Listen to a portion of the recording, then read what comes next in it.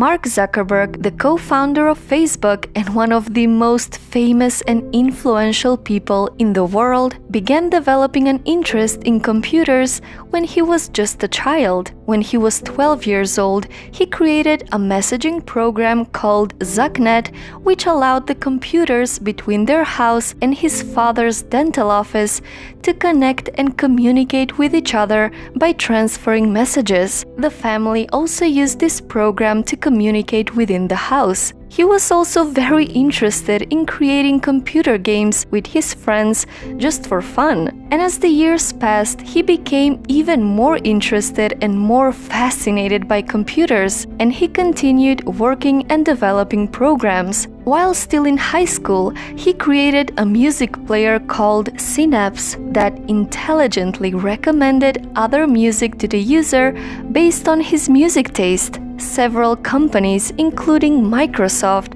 wanted to buy the software and hire Mark, but he declined all the offers. After graduating, he went to study at Harvard University, and in no time he became very popular for his programming skills. And soon, Mark and his friends created a social networking site that allowed Harvard students to create their own profiles, upload photos, and communicate with each other. And the site was officially launched from his dorm room. That was the beginning of Facebook. He decided to drop out of college and devote himself full-time building his Facebook empire. But this college dropout had a strong vision for his future and believed in the idea he was working on. He didn't just drop out like that. He had a plan, and he fully committed himself into making Facebook a worldwide platform. By the end of 2004, Facebook had 1 million users.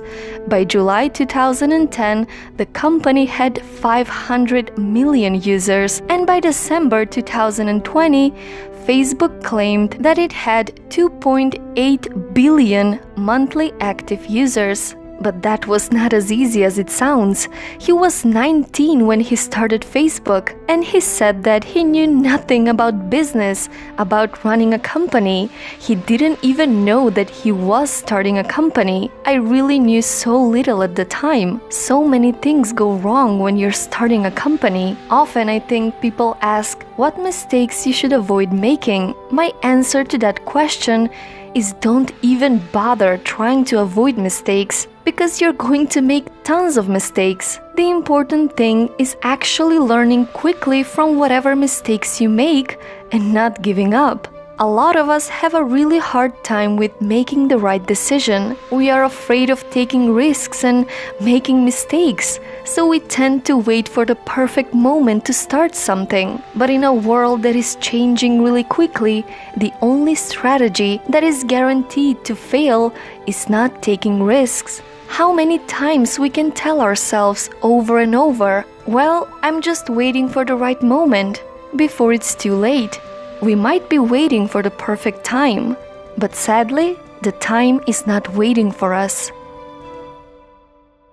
So, what's your story?